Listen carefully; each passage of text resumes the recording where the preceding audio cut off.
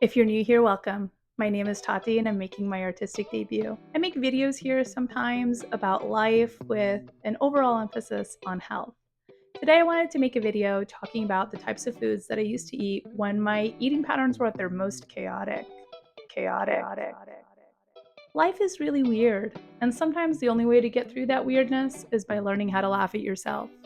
And boy, in my case, is there a lot to laugh at. Let's start with food number one. 1, I've mentioned this before, but I used to cook spaghetti and then put it in tortillas in what I lovingly called spaghetti tacos. So I would take a starch, wrap it in another starch, smother it with sauce, and then eat it. At the time, I wasn't really big on eating meat, so I would be using a lot of the Beyond Beef ground meat. That one used to be about my favorite one.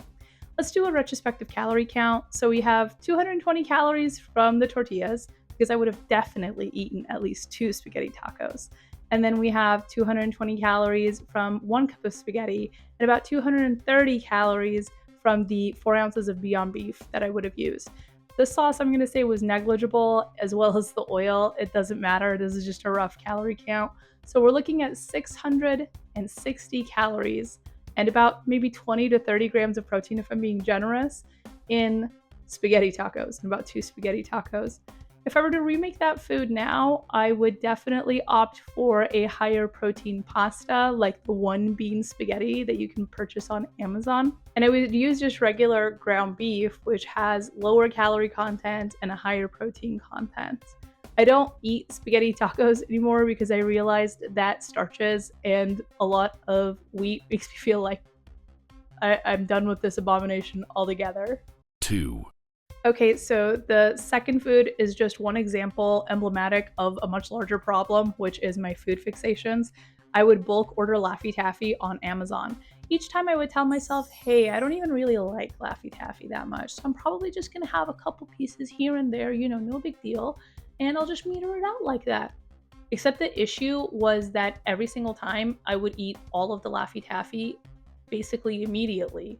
I think I went through 7 pounds of Laffy Taffy in about 2 weeks. In that 2 weeks of my life, I ate more Laffy Taffy than all of my life before that 2 weeks and all of my life after that 2 weeks.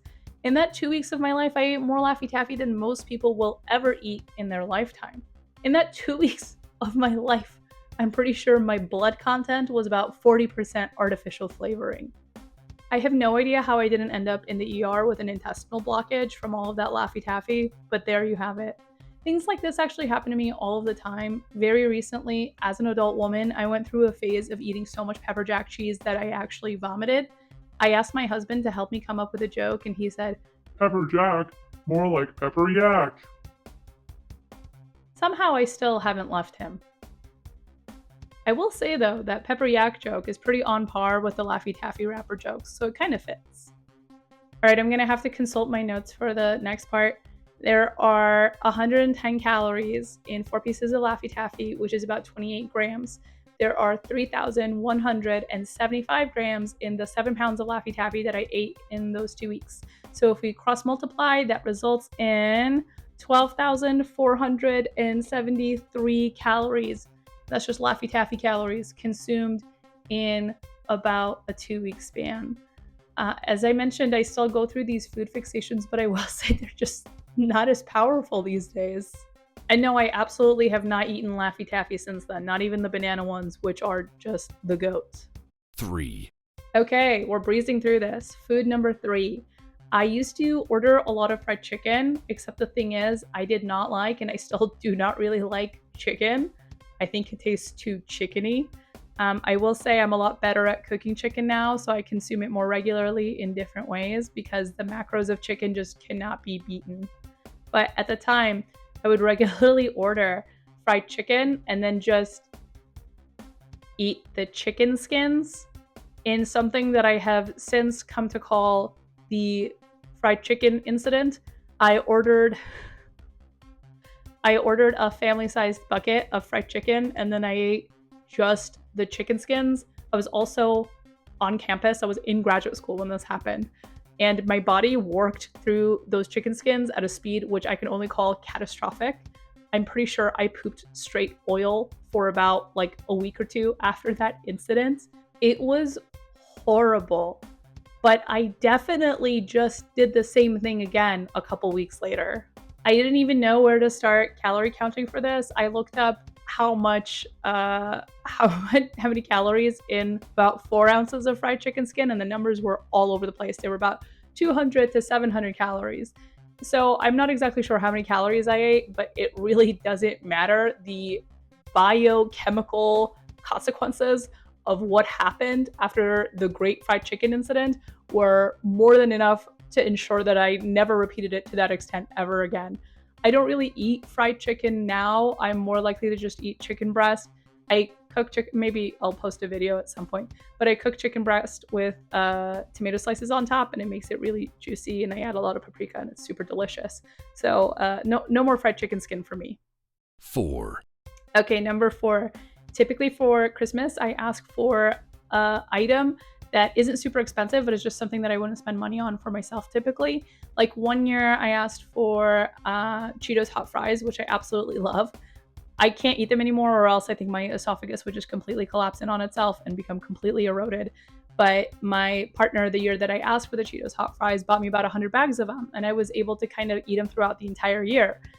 So the next year, I asked for this 8-pound bulk bag of mozzarella sticks from Costco. Actually, don't remember exactly if it was 7 pounds or 8 pounds, but I think it was 8 pounds. And I got it. And, I was thinking to myself, oh, I'll just eat like a couple mozzarella sticks here, a couple mozzarella sticks there, the same exact thing that I did with the hot Cheetos the year before. But absolutely not. I chugged through those mozzarella sticks. I was like basically a mozzarella stick fueled engine for several weeks, and the only thing that was slowing me down was like the sheer weight of regret that would come alongside chugging these mozzarella sticks. The thing is, I'm actually like horrifically lactose intolerant, so every day I would be waking up and by eating mozzarella sticks just choosing absolutely gastrointestinal violence. My mentality at the time was, if I can't have mozzarella sticks in my life, like what even is the meaning of life? You know what I mean?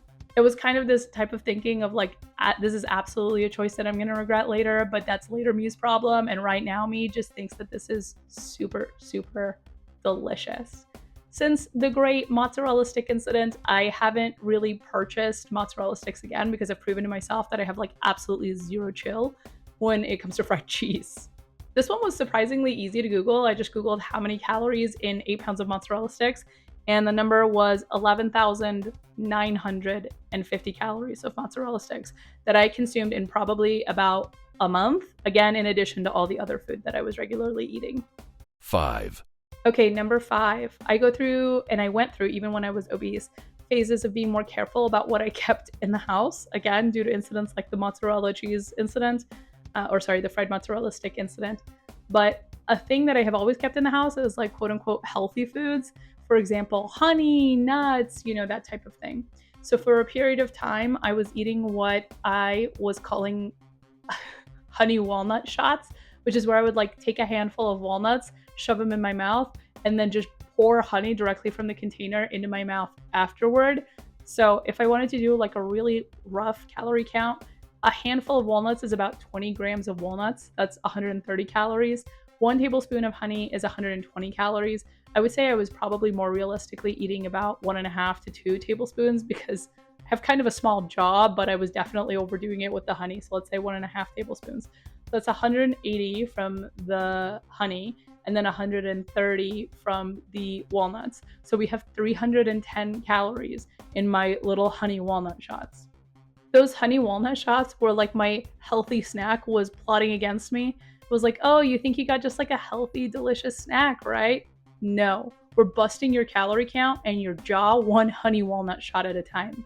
6, Okay, number 6, and the last one for now is that I would get potato chips, and they would be the baked Lay's potato chips. Okay, I wasn't like an absolute and total animal, and I would crush them up and put them in a cup of Fage 2% fat yogurt. Okay, stir it up, stir it up, stir it up, add salt, then roll it up into a lavash flatbread and eat that. Honestly, I can't even trash talk that abomination too much because it was freaking delicious, and if I had all of the ingredients, I would eat them right now. But yeah, obviously, I was such a health conscious eater. I had baked Lay's potato chips, I had low fat yogurt, I had gluten free lavash. My body was like, are we in a health infomercial or are we in an episode of Secret Eaters? So, lavash is pretty low calorie and health friendly. It's about 135 calories in the serving of lavash that I used to eat. For the cup of the Faya yogurt, it's 160 calories for the 2% fat one. Let's see. Oh yeah, and then of course the Buster is 360 calories and about 3 ounces of Lay's baked potato chips. So we have 360 plus 135. So what is that? 495 plus another 160. So 595.